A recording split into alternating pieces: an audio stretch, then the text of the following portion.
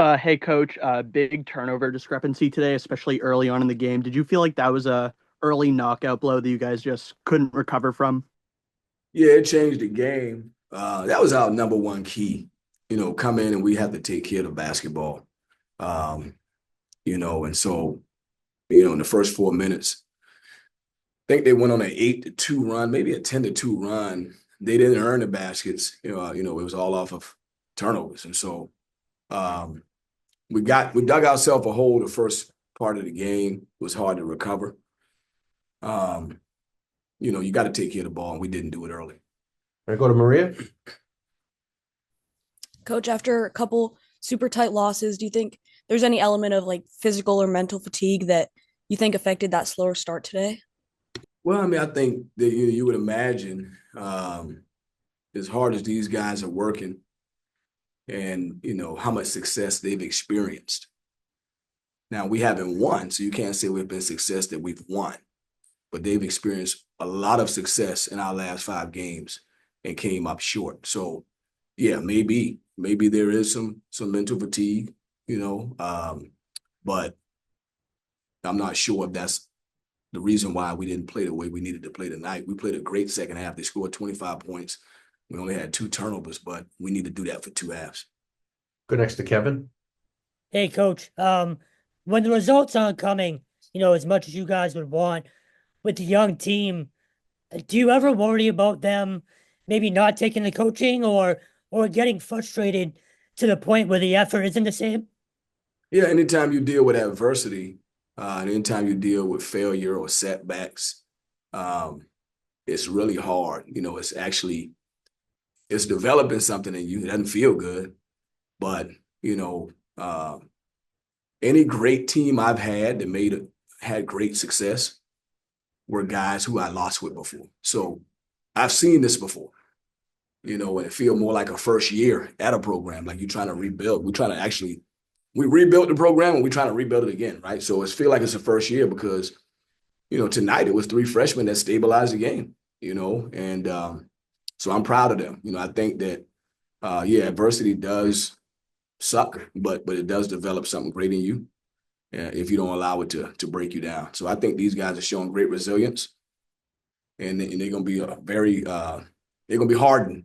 They're going to be hardened, and they're going to find success if they continue to work the way they're doing. All right, go back to Mike. Yeah, coach, just back on the turnovers. Josh Beadle, started, gave the ball away 4 times in the first few minutes, didn't really see time after that. Did you just feel like he didn't have it today? I don't know. Josh has done a lot of good things for us. He's really helped our program. He's an everyday guy. He show up and give good effort. Today just wasn't his day. So, I went with Chaz Kelly. Chaz Kelly went in and played well. And I thought Luka Tays, it was better just to keep those two out there and let them run the team. And they both did a good job. Go back to Maria. Yeah. So obviously Jaden Hastings came up really clutch defensively in a couple moments, but he only put up one shot. Do you want to see him taking more shots, or was that just not the look that you guys were getting today? Yeah, I mean, I thought we could have found him a few more times around the basket on some of our drives. They were crowding us on our drives. And I thought, kept talking about, hey, just getting to a pivot, stopping and playing underneath. Can play underneath and find the big guys. And I thought we missed him a few times, but he really impacted the game. He was, athletic for us, blocked a lot of shots, rebounded the ball. So as he continued to, grow and develop, he'll be able to play good offense and defense. But right now, he just gave us great defensive energy. I'll go our last two, Kevin, then Mike. Yeah, coach, just real quick. Um, 6 games left, obviously, in the season, but when do you start to look to next year? Or can you not do that yet?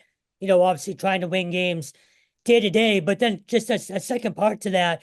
Do you ever talk to Blake James about the future and, sort of your vision to get things back on track? Yeah, I think, right now, I'm really just trying to help these players, navigate through what we're going through. That's my responsibility. That's my job as a coach, is to help the players be the best that they can be on the court, in the classroom.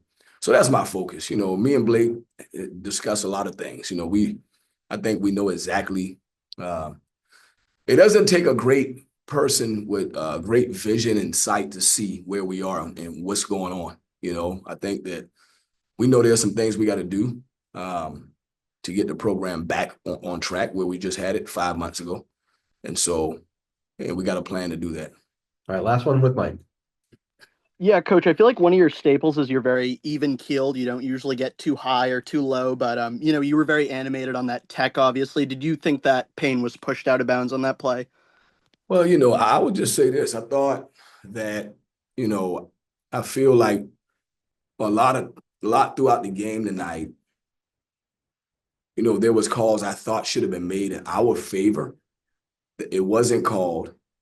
And then they go down and it's the same call and they get it and they at the free throw line. So my guys on the ground and they at the free throw line. So it was a buildup. You look at the final score and it's a 3-possession game as bad as we started. So there was some frustration. He did get pushed. He should have been shooting free throws. All right. Instead, they call a tech on me and they shooting free. So I thought that happened a good bit tonight. And I just wanted to I kept telling the officials, don't get caught up in me. Get caught up in my get caught up in my players. These students, they deserve better. They deserve better. Don't get caught up in me. And so I just got frustrated, and I thought that the players deserve better.